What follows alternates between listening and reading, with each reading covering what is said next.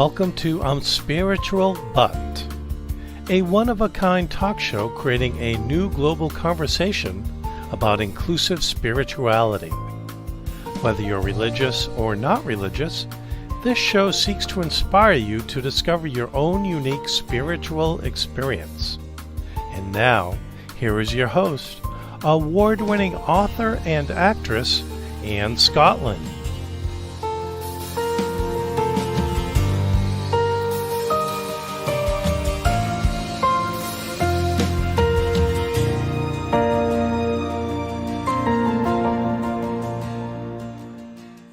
Welcome back to I'm Spiritual But. I'm Anne Scottlin, your host, and I'm so glad you've joined us here again today. And we have a special treat for you. One of my favorite and biggest hearted people that I know is here today, and she's going to be sharing her discussion with me on spirituality. We're going to talk a lot about love, about inclusive love, and how that helps us all. You know, one of the questions is, how do we heal our heart? And how do we really know if there's infinite love? So our topic today is, I'm spiritual, but is there really infinite love? And as you know, this is a whole show about inclusive spirituality. So we try to include different thoughts, different ideas. So we hope you will listen and hopefully take something really beautiful away today. So first, let me tell you a little bit about our guest, Valeria. And she's an author, a podcaster, a speaker. Her work focuses on amazing emotional healing and spiritual awareness. She has her own show, which is very much about healing. So I'm sure she'll let us know about that at the end. And also it'll be in the notes if you'd like to check that out. She says it's about deepening the understanding and realization of our inherent wholeness. She shapes and promotes healing wisdom informed by empowering practices, tools, and messages, which is so true. Fit for Joy is the name of her community, and which is a community of heart-centered human beings contributing to the embodiment of our interconnectedness. Long word to read off there, but wow, that is like literally one of my favorite words in the world. So I absolutely love that. So please help me welcome Valeria. Hello, and thank you so much Thank you for the beautiful, warm introduction. That's the feeling that you left me the last time we talked. Oh, so it's almost like it's a continuation of that. That's what it feels like when I met you. Amazing. Recording. You know, I appreciate that. And I feel like that's when we're really aware of each other, when we're connecting to our commonalities instead of focusing on our differences. It feels like you can pick up a kind of conversation, even almost a sacred conversation anywhere, anytime. It's just a continuing. It kind of is sort of a timelessness to being deeply connected, right? Which yes. I just absolutely love. And so I want to start out, as our viewers know, I usually start out with a quote that is brought by the guest. And this one is by Valeria herself today. And it says, "It's by realizing that you are the impossible that everything else becomes possible." I'm going to read that one more time because it's just beautiful. It's by realizing that you are the impossible that everything else becomes possible. Why did you pick this, Valeria, and what does that mean to you in your spiritual experience? Yes, that's interesting that when I was posed with that question about what quote, I didn't think of it as a quote, but more like what is true to me, what's really would resonate, what phrase, if I could kind of speak, put out there one phrase only before I lose the body, it would be this one. And I know it has to be unpacked in a way, because a lot of people, they have an impression that, or we in general have this impression that we can understand with the intellect everything that has been said or anything that happens really in our experience. But it takes conversations and deep ones to really know what is this all about? What are we all about? So realizing the impossible. I guess I have to break down into two parts. In the impossible, I have to say this is basically having this infinite experience within a finite experience. Mm-hmm. So basically saying that what I really understood from my own experience is that this is infinity experiencing finite through the human body, the human experience. So, but that for a lot of people and for myself, it became very abstract. The infinite, that's too big. Then when I really went deeper into it, my own experience, I noticed that when I was really young, about 7 years old, I had this just this spontaneous conversation with myself. I looked at myself in the mirror and I said, "Oh, you're here again in a female body, in a woman's body, in a girl's body." So that really kind of opened up this whole new understanding, or the seek for understanding what that meant, that experience of what does it mean being here again? I had no understanding of spirituality or no language to express any of that as a child. So that to me translates as the impossible, this experience itself, being here now, talking to you, being aware of what the voice is saying, what the mind's thinking. That is, that to me is the impossible. And then what is possible from that, once we realize, oh, we're already the impossible. This is not supposed to happen. Well, how did this happen? To be here in this body, doing whatever I'm doing here. So what comes to mind when I think about possibilities is the possibility of being at peace with whatever it's happening in this reality, whatever you're experiencing, being able to go back to this realization that this is already magic itself, per se. That's already not supposed to happen, but it is happening. So open up to that unknown and just kind of giving yourself to life. Basically. That's so beautiful. Oh, I really love how you expressed all of that. So tell us a little bit about, I know all our listeners and viewers, it always is fun to feel like they get to know you a little bit. So tell us a little bit about your story. I know that you've had some very interesting twists and turns in your life. So tell us a little about it from the lens of your spiritual journey and where you started and how you've arrived where you are today. Yes, that's a long answer that I'll try to make it really as concise and short as possible. We have a few minutes, so yeah, take your time. Wow, where? I mean, it sounds like it started when you were, your awareness as a child, even though you might not have had words for it. Right. Your awareness of your spiritual self or spiritual connectivity was there. So, what happened next? Yes. So that was, I would say, an experience of a spontaneous experience of self-understanding, of self-realization, but not really unpacking, trying to understand that deeper because I was a child. So I could, that was just a moment. And then I went through a lot of experience with trauma, and my childhood was really a painful one, emotionally, physically. And then that, those experiences, they actually opened a lot more my interest in learning what spirituality was, in a sense of who am I? Like, why am I here? For me, it was a quest to understand existence itself. It was much deeper. For me, it has been always that way, much deeper than just the surface of what was I hurt? Of course, those questions arise as well. Why did this happen to me? But then deeper than that, that was always my quest. Why is this here? Not even am I here, but why this experience as a whole happening?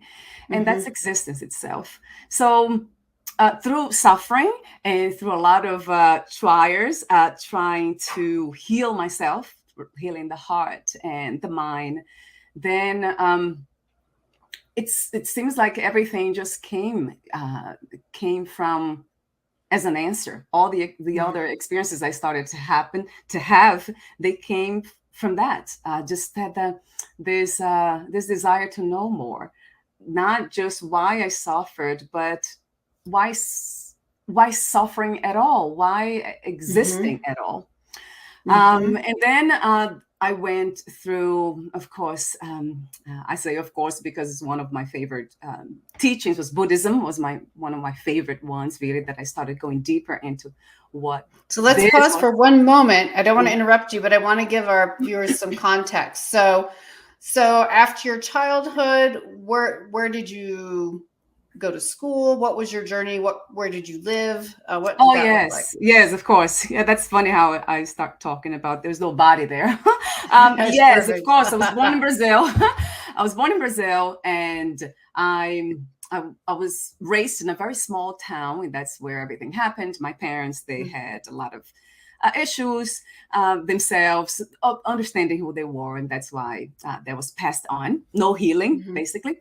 And then I moved. I made a decision to move from this small town to a bigger town with the help of a friend. And then I had been to school already. I had a high school diploma, and I had to have that because I wanted to leave the situation I was in, but I was not really. I knew I had to have more education to go out there because I didn't want to just go and escape without any direction. So this friend of mine, she helped me to go to this bigger city, and then she found me a job. And that's another long story. I just kind of smuggling here a little bit of sales pitch in a way, if it is that. I wrote a book about Fit for Joy. That's the book that tells the entire story about everything unfolded. But basically, then I went to this bigger city. But I have been very interested in the inner journey. Like, what was happening within? What was I trying to find? What answers was it trying to uncover? That really has been true to me now. I'm very much not interested in the physical experience. All the retreats I did, and of course the meditations, I did so much. In all the relationships, all the troubles that I was in, the troubles I got myself into as well. So, but it's the internal journey that really interests me, and maybe that's why I focus more on how the questions and what I was trying to get it. What was the destination per se? Although I do know that there's no destination. It's it's almost there. Let me ask you. Let me ask you this. So, why do you think that some people seem to be born with this a spiritual fascination or a desire to understand more, and other people aren't? Do you think it's background? Do you think it's something who we are at a higher level? What do you think that is? Yeah, that's a very good question. Because some people might say, I would like to be more interested in spiritual things, but it just isn't.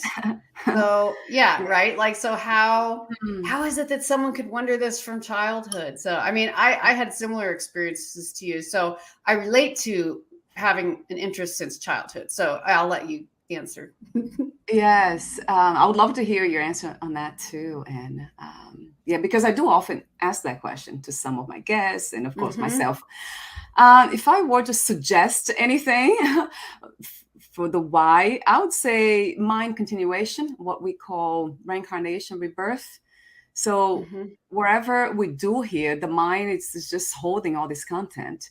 And then when the body ends, so when the body dies, then the mind content or some of the residues will move on and reincarnate in a different body. So that's my suggestion. I have kind of read enough and been exposed enough to spiritual philosophies to kind of have that glimpse. It's just an idea, and we know there's a lot of evidence out there, even that there is life after death. But I think it's just a continuation of the content of the mind. So, that said, what was your journey? It sounds like you were in organized religion some, and then kind of found your own journey. How does that changed over time? Yes, it did change a lot, right? It's because of my main question has been existence itself. Why? Mm-hmm. What is existence? Is why is this exists instead of nothing or Mm-hmm. any other reality or anything else? Why this or why anything at all? So I know this Mm-hmm. those questions has been posed already by scientists and by thousands of years of spiritual inquiry from spiritual philosophies in schools. But that's the core that I really wanted to get at. What is here?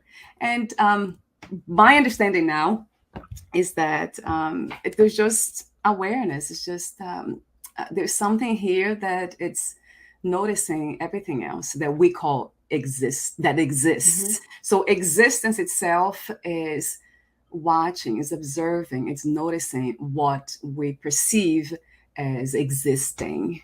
Mm-hmm. But in the end, it's like a dream. It's really, if we were dreaming right now, we wouldn't question, right? We would Mm-hmm. probably not question. We just would live that reality as if was real, as was true, the only one. Right.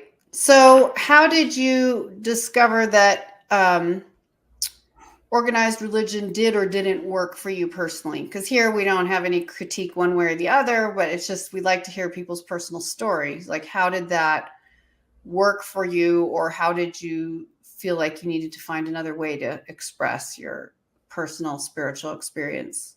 Yes. That started with being a Catholic, my parents, and I was exposed to that as a Mm-hmm. child and a teenager. And it didn't work for me. It was very obvious, very fast too, because the suffering, the pain that I was experiencing in my Mm-hmm. day-to-day lives with my mother and my Mm-hmm. father and my brother and sister. My sister, really, my brother was not there yet, although I did experience suffering with him too. So Mm-hmm. the idea of a God that was outside of me didn't make sense because I was asking for help every day. I would kind of pray every single day that God would come and take me out of that suffering, Mm-hmm. and that it didn't happen. And that's Mm-hmm. when very fast in a sense of it probably took 7 years, 8 years to realize that I had to find the way out of that situation myself. Was Mm-hmm. more going within instead of uh, looking outside for a God that was outside of me. And it's not that the idea of an outside God doesn't help. It does. In the very beginning, that helped me a lot, I'm Mm-hmm. sure, because we relieved a lot of the emotional pain. Thinking that, a devotion, I was devoting myself, and the mind was devoting itself to something out there. It helped. Mm-hmm. But nothing helped me more than finding the answer within, that I had to leave the situation, that I had a choice, basically, that there was more possibility, that there was more to this, which we call the human experience. And that's when I decided to ask my friend to go, for her to help me. I had to ask for Mm-hmm. help. Yeah. Well, that's so interesting because sometimes we feel helpless in our situation, even if we're having a spiritual experience. Yeah. And sometimes it seems like spirit is waiting for us to take action first. Right. Everyone is in a different situation. Some people can do something about it and some people cannot. But it seems that often when we can do something, we're asked to do it. And I think it's something that strengthens us and gives us focus and resolve in moving forward. Whereas if it was all just been done for us and someone waved the magic wand, we would have missed a lot of opportunities to learn and grow and discover our own strength. Yes, right. So it is this. It's as if God is having a unique experience through our human lives. That's how Mm-hmm. I see it. So it's kind of interesting to when we talk about oneness, we hear that a lot. Everything is one. Oh, God is one. I I I I see more as everything is happening in God or in pure Mm, consciousness or this mm, umbrella of the infinite in a very unique way from different mhm, perspectives. So from your perspective, from a tree's perspective, every angle, just is the most amazing thing to when we think about it. mhm, And I know I had questions about, but I don't want to have this experience. It's almost mhm, like questioning that infinite exists in me. Why do you want to experience this, mm, through me? But I don't know how much choice we have when it comes to that. And it unfolds itself. It's just doing what it does. It's life being life mhm. itself without anybody really doing anything. Although we do have a name and we have this sense of the feeling that there's somebody controlling and managing all this, but it doesn't feel that way anymore. Mhm. Yeah, I'm not sure that's if that's clear. amazing. Yes, no, I love that. So, so let's talk for a few minutes about, um, how do we discover infinite love, and how do we know it's infinite? Mhm. If someone's watching and they're like, I don't see, I just don't connect with there's a God in the sky. Yeah, But I yeah, would like to think there's infinite love. I would like to think that there's love beyond just me and my own heart, right? Because yeah, if you happen to be the gift of love as a human being, which you do, and I know I do, but some people would say, well, I feel like there is no love in my entire experience. So yeah. it's really hard for me to believe in infinite love. Or I've been loved by humans who have let me down, which you've also experienced, and I have Right, too. right. So how do we discover that for ourselves? How do we begin to practice experiencing that and kind of be able to fall into that comfort, into that assurance? It's almost a personalized version of faith. How do we start down that path? Yes. Yeah, that's a beautiful question, because love, it's in itself, just even the word, the language, love, it opens the heart. Um, it's by realizing that you're love itself. It's Mm-hmm. really not looking for love as in objects out there. It's Mm-hmm. although it can be an experience, but it's limited and it will always be Mm-hmm. limited. And when it comes to infinite love, then it's you yourself. Yeah. You are love. There's nothing else more amazing than that.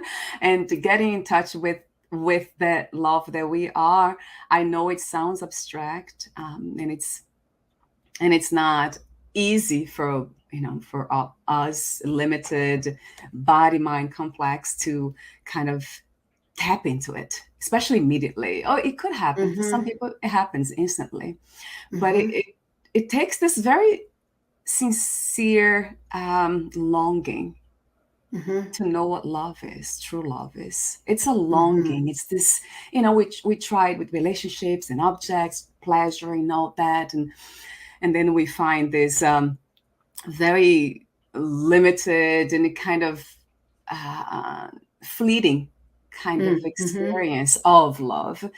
But Mm-hmm. then, there is when we realize that it's always here, that we are love itself, which is that awareness that it's just that sees everything as existing. So if we are watching what exists, that means we are existence. Existence is love. It's all inclusive.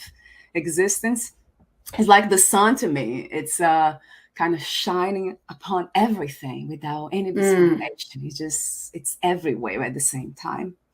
So that's how I think about love. It changed, of course, throughout time. I Mm-hmm. had completely different ideas.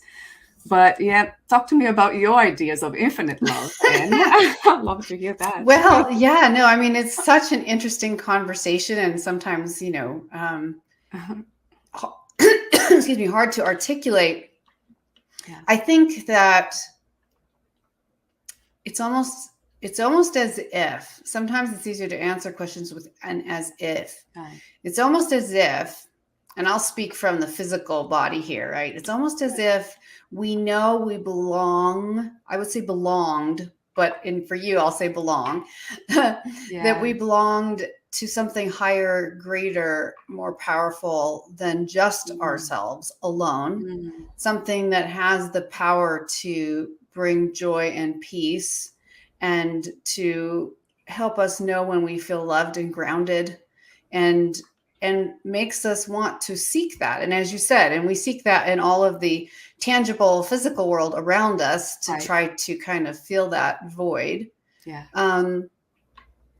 As far as infinite love, I think of more as abstract examples rather than having an answer. So here's an abstract example, which is when I say, okay, so if for the sake of argument, I don't believe in an individual person, God in the sky, higher power.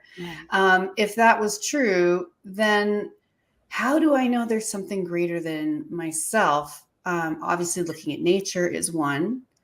Another one, though, is realizing the deep connection we have with each other as humans, if we're willing. And this really has to be that looking for, and I talk about this all the time, looking for what we have in common in our human experience, as opposed to just focusing on the differences, which seems to be our nature often, is to just focus on differences or what separates us. Right. So I would, sometimes I would, when I was kind of really searching, I would meditate and feel kind of alone. And then someone suggested, well, what if you think about connecting to all the other people in the world out of 8 billion plus people who are spiritual, who experience and share, willingly give love, who want the best for their fellow human beings, for the planet, for all creatures. What about those people who are tying in right now in their meditation or prayer, whatever you want to call it? If you think about that being so similar to you, it's really an extension of you and vice versa. Then suddenly you see the whole world as a web of true hearts that are connected. It doesn't really matter if there's, 500 or 5 billion, but the idea that they're truly connected means you're clicking in to something higher. You can feel the love. When you feel compassion towards someone, or you feel a really warm connection with someone. So if you can just realize that we really all are connected, some people might argue, that we're part of the same organism or of the greater experience of life or the universe or whatever that is.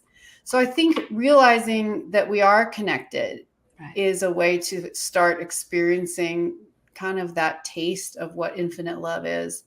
But it also takes, I wouldn't pick the word faith personally, but it's the only one that really works here. It takes a certain amount of faith. I'll even say experimental faith, where you're like, okay, I'm willing to lay aside my doubts or maybe my personal upbringing and training to try a new way of thinking and just taste that experience and see what it's like. It doesn't have to be scientifically explained to me, but I'm open to connections, because if everything is 100% logical, and we've also had scientists on here which really fully their experiences around logic, and they can find spirituality too. But for others, are you willing to just open your mind a little bit to what if, and go there willingly, experience, think about the connecting of others, see if it starts opening your eyes to people around you that you're connecting with, in person, virtually, or all over the world. See how it changes that experience of whether you feel loved when you actually know that there's so many people out there that may not even know you in this body, but they actually already love you. Just like you already love certain people or pets that maybe you haven't even met yet. You would just know that you would already have that kind of connection. So that's sort of my abstract take on how is a way to taste that you're part of something bigger, even if you can't clearly see it or articulate it. It's wonderful. And it doesn't really sound abstract to me. And it sounds very practical in that sense, right? Because we all have experienced this love, which is the union. It's that we feel one with the other. That's more more often than not through romantic relationships that is Mm-hmm. experienced. So you feel one with it. That's the experience of that shared essence that's there, that unites, that connects us all. Mm-hmm. And that's when we realize that we are wow, that we are that essence. So that it's everywhere. It cannot only be here. So it's everywhere. And Mm-hmm. then the possibility for love, it's just huge when we realize that. But we have to realize here first. Mm-hmm. I don't think we can. I tried to love there first, but Right. it's here first, in the sense of Mm-hmm. not even body mind, but kind of going deep enough to see that you are the one that is watching, noticing what the body and the Mm-hmm. mind's doing. They're not aware of Mm-hmm. you. You are aware of them. So that's how I Mm-hmm. know that Yeah. that's love. Yes. So I can tell when I'm thinking. So who's watching me think? What is that? What is the Yeah. bigger, the greater thing, the greater experience? I think if we, and I know that many of great philosophers have said it similarly, if you really could see, even scientists, if you really could see how deeply connected everything and everyone is, Yeah. it would really change your opinion of being alone, of being isolated, Yeah. change your fear of passing away. It would change so many things. And I take so many of those lessons from nature. Yes. Because nature is so important to me, and connecting with it and observing it and seeing that, human experience can be violent. It can be pleasurable. It can be peaceful. Same as nature, because we are nature. We're not looking out the window at nature. We are nature that happens to be in a square box, which is a building at the moment. But we're nature. Where we really resonate deeply is in nature. And I say, if someone sincerely wants to find more connection and just to take time alone and quiet in nature and really just asking and being aware and whole and realizing, asking to show me connection. I say, if you want to pray or whatever that is you want to call it, and you don't know where to start, then ask what you should ask for. I mean, I personally believe that there are higher powers or beings or your higher self, whatever that works for you, but there is something greater that will help you know what to ask for. It could even be your own subconscious, but you have to kind of ask, what should I ask for, so that I know what I should be listening for, watching for, or do next. And I have found that when I do that sincerely, whether I speak it or whether I write it in a journal and then take some quiet time or meditation, I frequently am impressed with an answer that feels like an answer. So giving yourself the opportunity to start connecting, it's sort of like we're born with these broken antennas that used to hear the call of the universe and spirit and nature. And I always tell my friends, I was like, I know there's, the sixth and seventh sense, and it's like we've lost the seventh sense. We know it's there, and that's why we feel lost sometimes, because it's something has happened in some way that we don't understand that has disconnected us from a tangible experience, that something that feels tangible. But you can seek to reconnect in an intangible way, and that's only for certain people. Not because everyone can, but you have to want to. If you just bring doubt to it, it's very hard to do it. If you are going to learn to be a tightrope walker, you can't just sit around and look at the tightrope forever and doubt that you'll ever make it. You have to say, I'm willing to take a step out. I've had training. I have my balance bar. I have the right shoes, and I have even a security rope. The security rope is the body, that we're still here. You're always safe. You can always come back. You don't have, but you have to be willing to take that leap of, I'm gonna take that leap and see and experiment. And I think that's what makes spirituality so fascinating, and in the context of this show, so incredibly personal, because Yeah. One size doesn't fit all. Right. One size fits many, and people Yeah. have a wonderful experience. But I even think those experiences can be greater and deeper. And it really comes down to you and to what, if you, I know many people who want to live within a very tight construct of a religious template. Right. And for some of them, that gives them peace. And maybe they're called to be focused on something else in the world, and that is what gives them peace. And that's wonderful. Yeah. But if you feel like those templates don't fit you and you want to connect, you have to have a little bit of courage to reach out and try. And that's how it's worked for me anyway. Yes. Yeah. The same here. And I usually use the word trust. I know you mentioned faith, but I love trust. Yes, I moved from believing, having faith to trust, and that works for me. Yeah, trusting. Yeah. But it's interesting. It's not really trusting the higher self or the true self, but it's more like a trust from the body, mind, trusting that awareness that's here, consciousness itself. I mean, we can call the soul God, but it's here. It's not out there. So it's kind of the body and the mind trusting that they also are infinite. So that's kind of, it works for me. Yes, I love that. We have a few minutes left. I just want to chat with you a little more casually because I don't, our viewers probably don't know, but you're a very interesting human being. You have a very interesting life, a very interesting past. Used to be a competitor, I believe.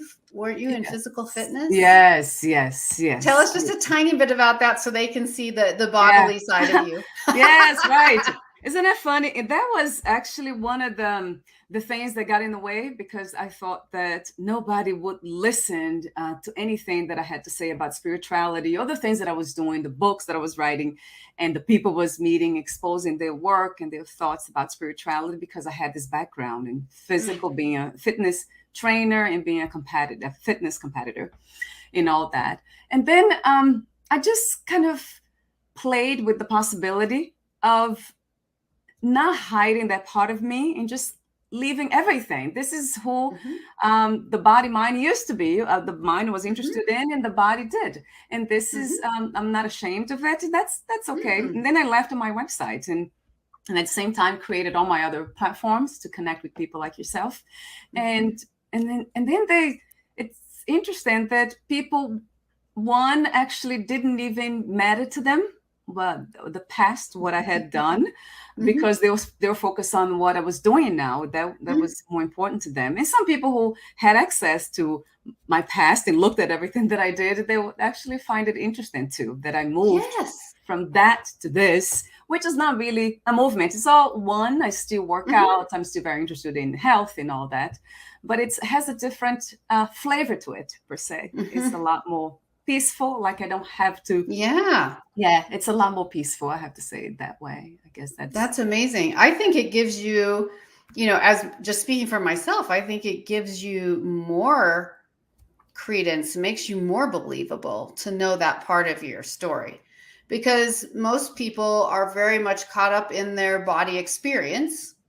So to know that you also can relate to that, I think sometimes that's where people say, oh, kind of like the yogi sitting on a cloud, and that's nice for him, but that wouldn't work for me. Well, look at that. I magically produced a vase.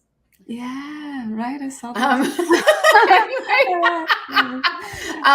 A yogi sitting on a cloud, but they don't, this person was born, they grew up, they ate food, they had all of their biological functions, they live in a body too. So I think connecting to the human side of it, even Jesus Christ, is whether that for some of you is God or a historical figure, he was a very physical presence with people. And I think that's what made it believable, was that people saw him eat and sleep and live and get dirty and, hang out with people that were supposedly naughty and it was considered bad people to hang out with, and, uneducated people and all kinds of people. Right. So, but I think that's what makes a message more believable, is when you realize that the person is real Since most people only see the body side of the experience, it gives them hope when they're like, wow, that used to be like clearly someone who's very in touch with their body, right?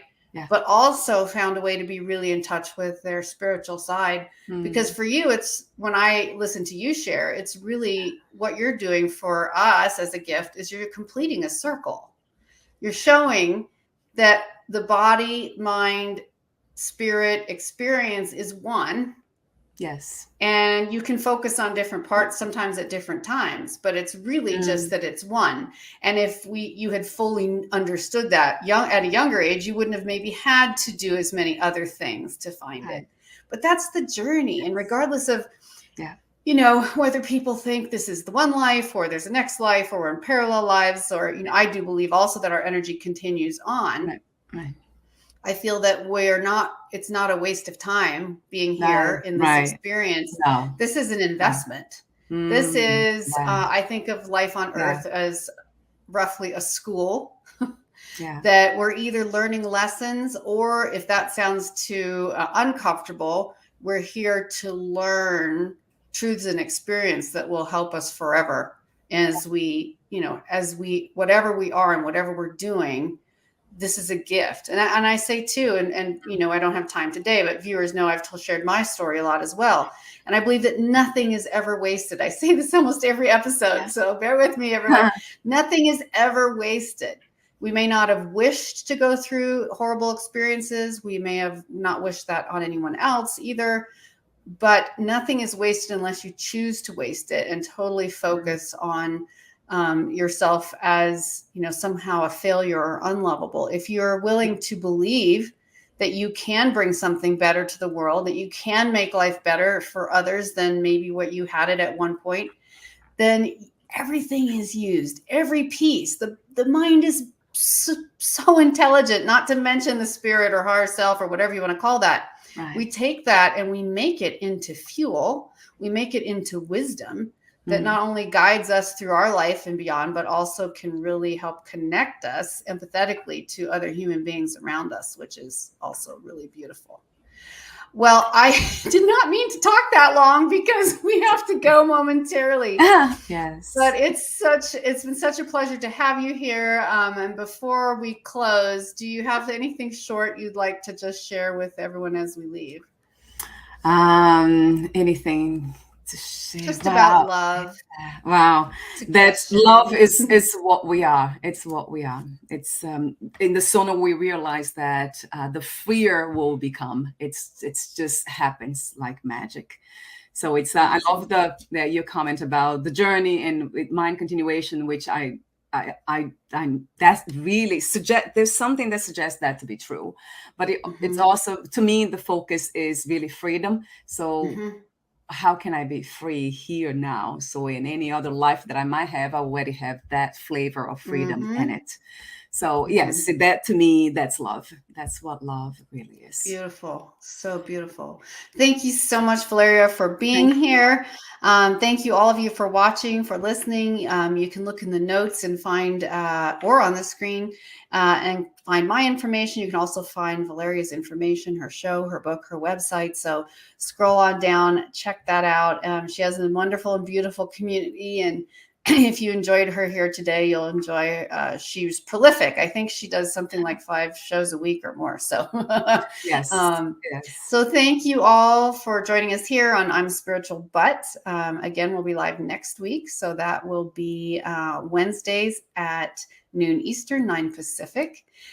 Join us, tune in. And in the meantime, if you'd like to send any questions, you can email us directly. Go to the website, imspiritualbut.com, and listen for more new information, upcoming news I may be sharing on the next episode, in addition to a new podcast I will also be starting soon. So stay tuned for that, and we'll see you next week. Thanks, Valeria. Be well. Thank you so much.